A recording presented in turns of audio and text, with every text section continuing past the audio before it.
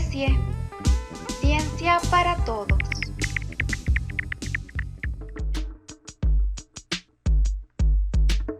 En la siguiente cápsula, Margarito Mora Núñez nos platica acerca de los fósiles.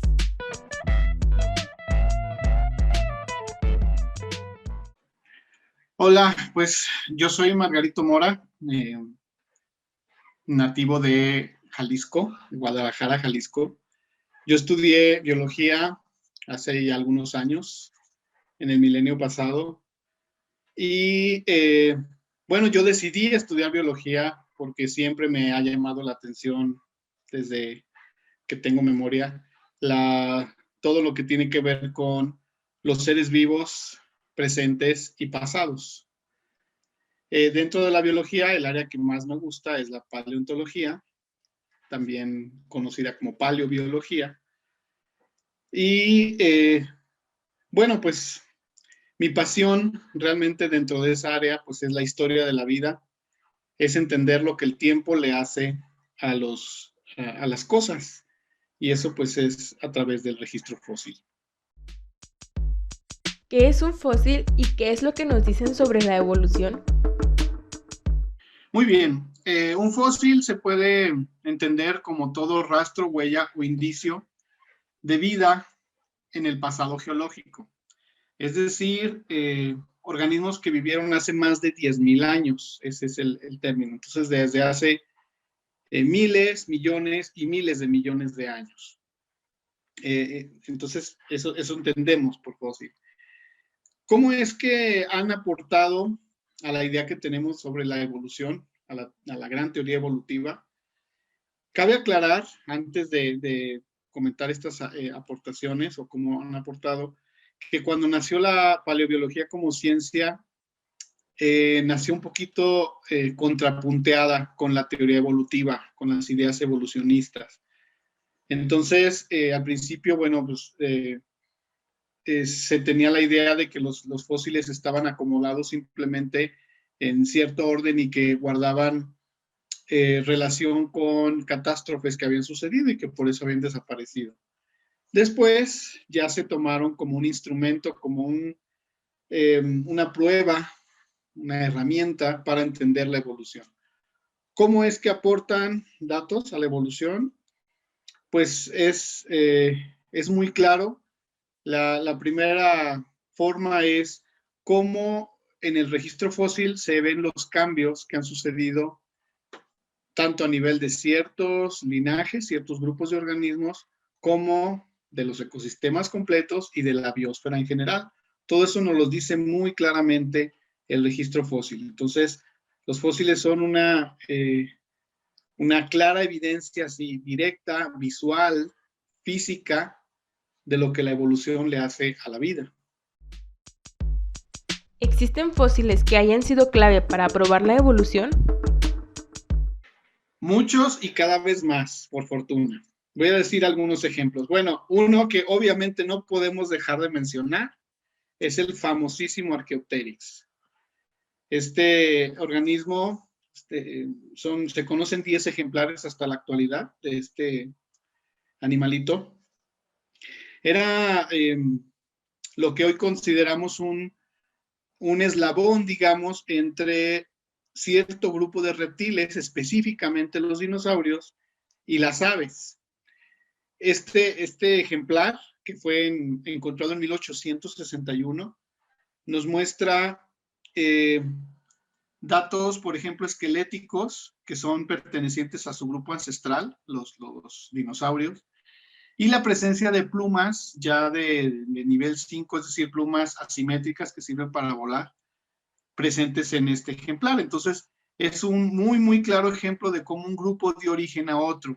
Fue así como la panacea en su tiempo. Pero podemos mencionar algunos otros ejemplos de manera muy, muy rápida.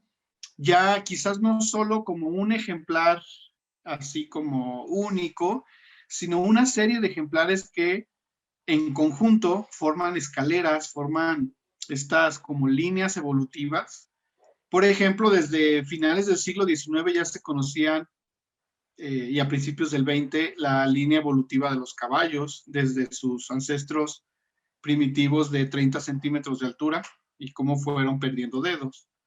O la línea evolutiva de los camellos. Posteriormente vendría la de los elefantes, por ejemplo, los proboscideos.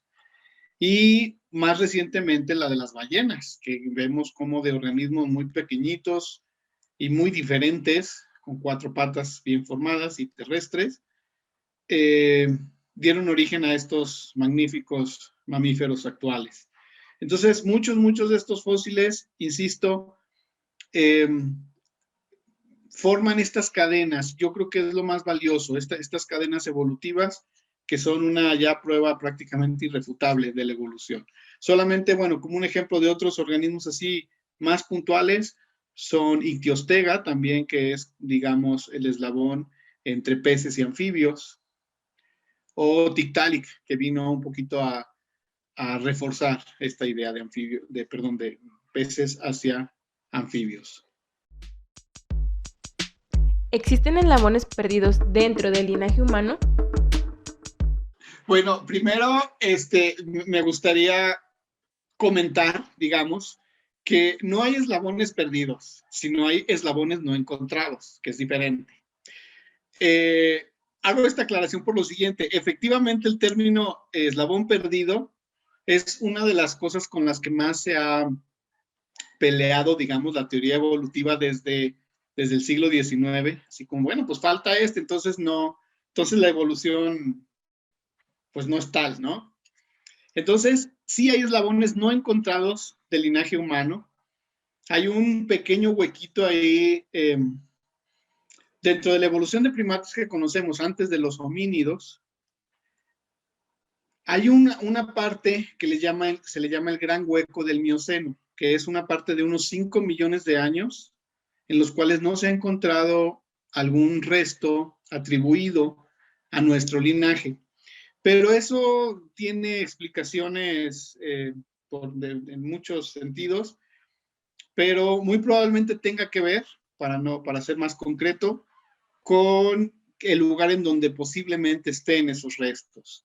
Y es la zona del desierto del Sahara, que es un tanto difícil de explorar, y por esa razón muy probablemente ahí esté. No es el eslabón perdido, porque no se nos ha perdido, sino más bien el eslabón no encontrado todavía.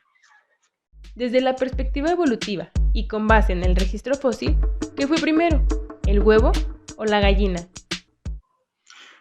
Ok, esa podría ser una pregunta, parece ser una pregunta difícil de contestar, pero la verdad es que es muy sencilla. Si vamos con el huevo y la gallina, el huevo como tal es mucho más antiguo que la gallina.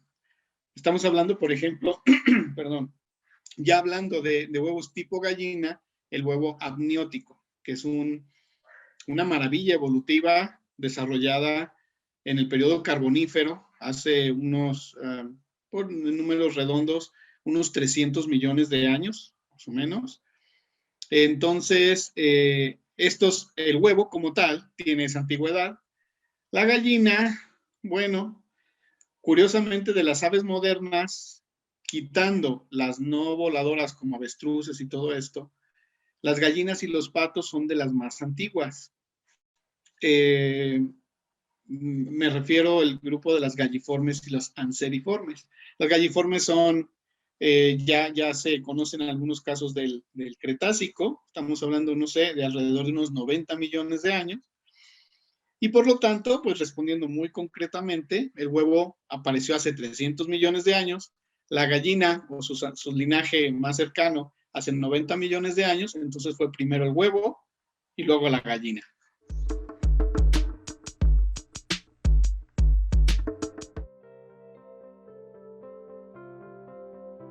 ¿Con quién crees que está más emparentado un delfín?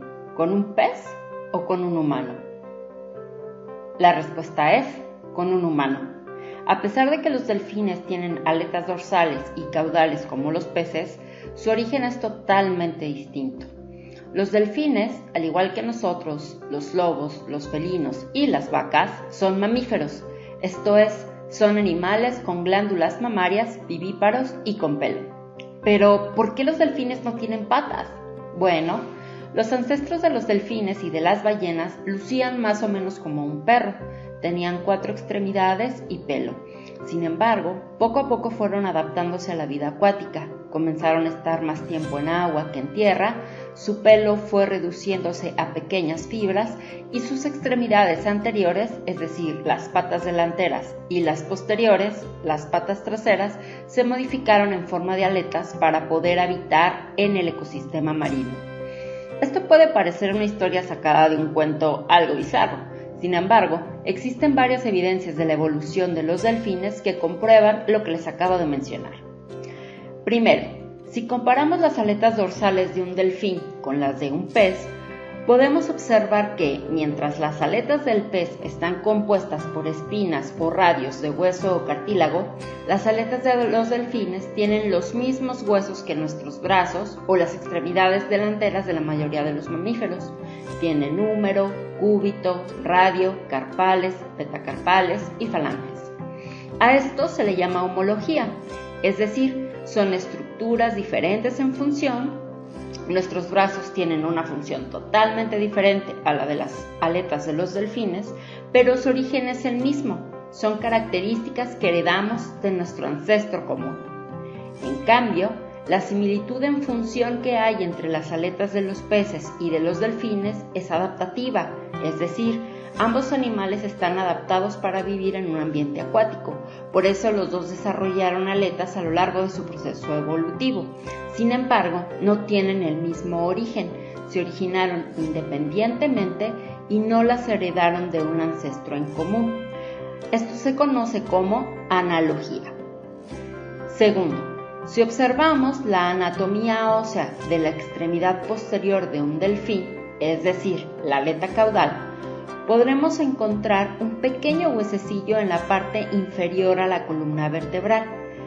Este huesecillo es una pelvis vestigial. Aunque los delfines perdieron las extremidades posteriores, o más bien se modificaron en forma de aleta, aún queda el recuerdo de que alguna vez, hace millones de años, tuvieron 4 patas y con ello, cadera. Las homologías y las estructuras vestigiales son evidencias morfológicas de la evolución. Las estudia la anatomía comparada y Darwin ya hablaba de ellas en el penúltimo capítulo del origen de las especies, afinidades mutuas de los seres orgánicos.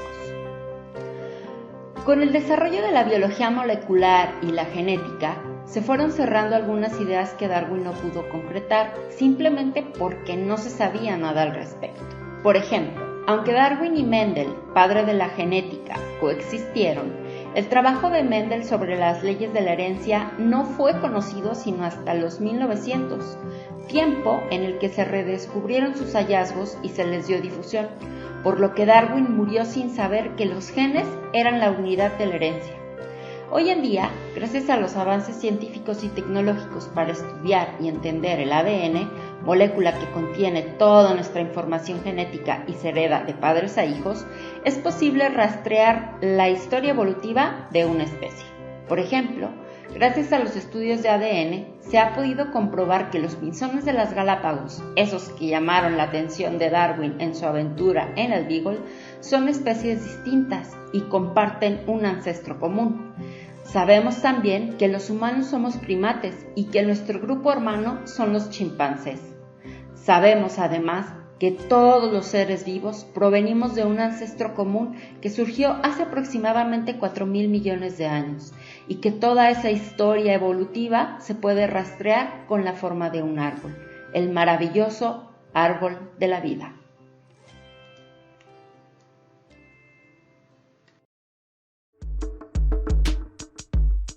Si quieres escuchar el episodio completo, puedes hacerlo en Spotify y en Apple Podcast. No olvides darle like al video, suscribirte y seguirnos en nuestras redes sociales como Depende de la Especie.